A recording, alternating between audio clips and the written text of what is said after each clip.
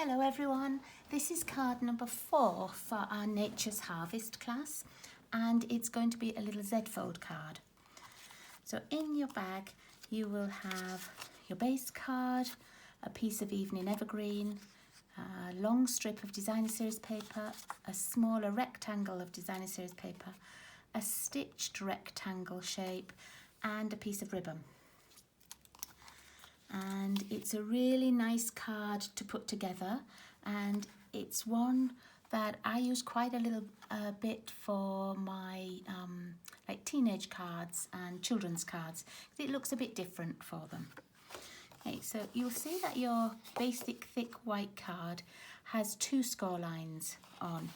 So we're going to fold it in half. I'm just going to go down with my bone folder. And then we're going to fold this part back where the next score line is. We're just going to fold it back on itself. There we are. And so that makes the little Z fold, the little Z shape. Right, I do need to press it down a little bit more. Let me just turn it over as well. Just because it's got so many layers of card. And the more you fold it down, the more it will actually lay flat. Okay, so there we are. And I'm going to start with the image itself.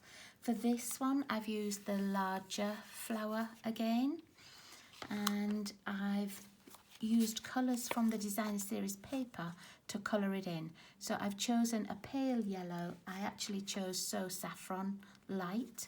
I've taken the soft succulent, and I've done a little bit of Calypso Coral. Oh, actually it might have been Cajun Craze. It was Cajun Craze. And I've coloured my image in using those colours. So here's the image, and it's coloured in. Here's the Cajun Craze and the very light So Saffron and the soft succulent. And then the darker green on both of them is the evening evergreen piece. So I've tried to make everything match together. And to put the card together, you start with the darker evening evergreen, and we're going to attach the little piece of designer series paper over the top. Oh, come on. Now, if you needed to, if you didn't want to have those yellows and oranges in your picture, you could always use this piece for the top, because everything will still all match together. That's one of the things about Stampin' Up! Papers. They do all coordinate really well. I will be really glad when I have finished this particular stamping seal, which doesn't want to work most of the time. Now, I'm going to use my liquid glue. There we go.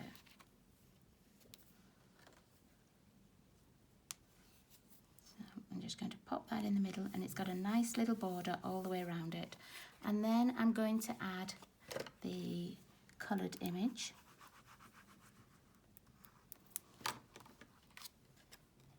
And again, that will just have a nice little border all the way around.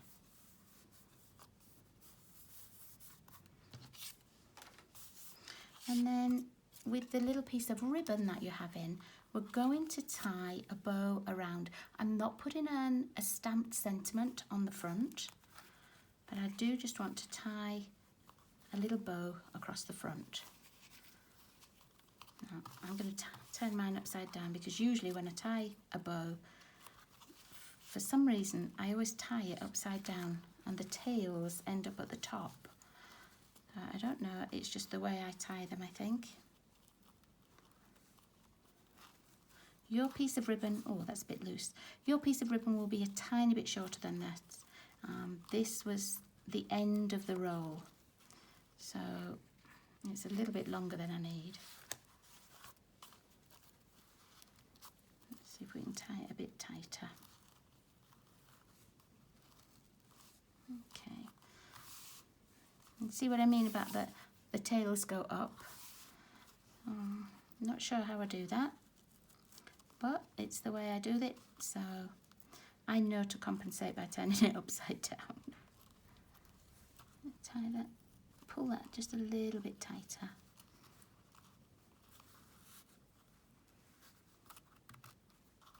And I'm going to trim those tails down. Oh, wrong scissors. Let's find my ribbon scissors.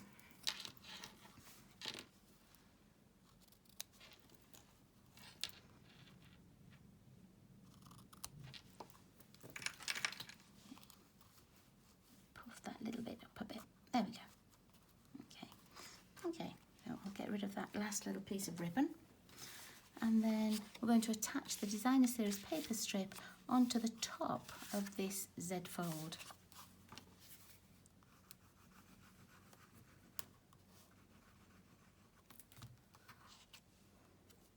Make sure that the writing goes the right way.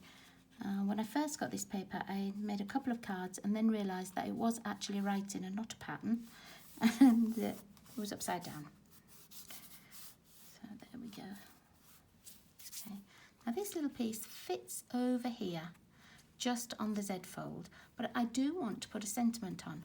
And what I like about these kind of cards is if you don't put a sentiment on the front, you can put the sentiment here and it's hidden.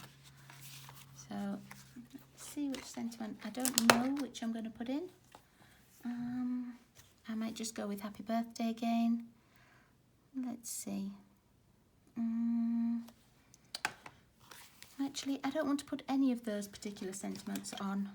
I might choose something like one of the other birthday stamps, maybe from the You're Amazing or the Big Birthdays. So I won't put that on right now, but I will add my sentiment later. Okay, so as we attach this, we're only going to attach this left-hand side half so that it stays free for opening. So I'm just going to put glue down there. You could use tear and tape as well, especially if you wanted to anchor that ribbon.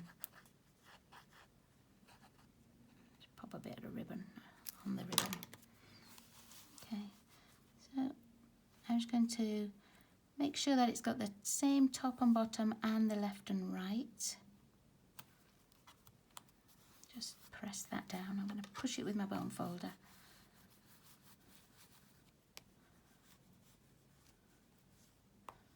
And then I'm just going to get a different sentiment.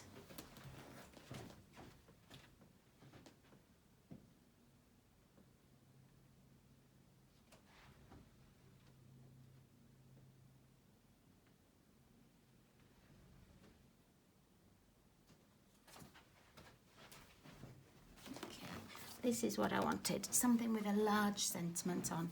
And I think I might do this one that says, hoping your birthday is filled with all the best things. There we are. And I actually stamped this in black Memento ink, so I'm going to do my sentiment in Memento ink as well.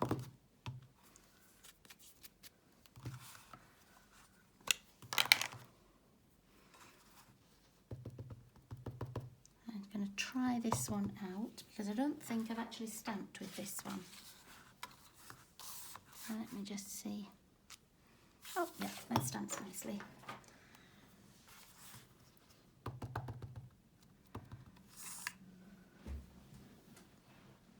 I'm going to stand up to stamp.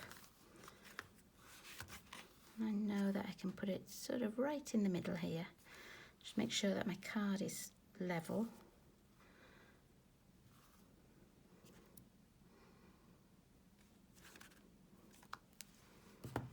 And then that will cover over until they open it.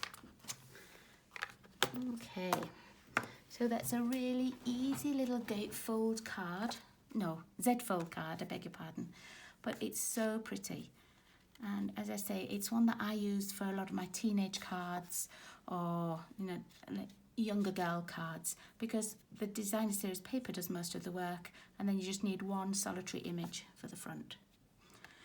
So I hope you've enjoyed card number 4, and I'll see you all again really soon with card number 5. Bye.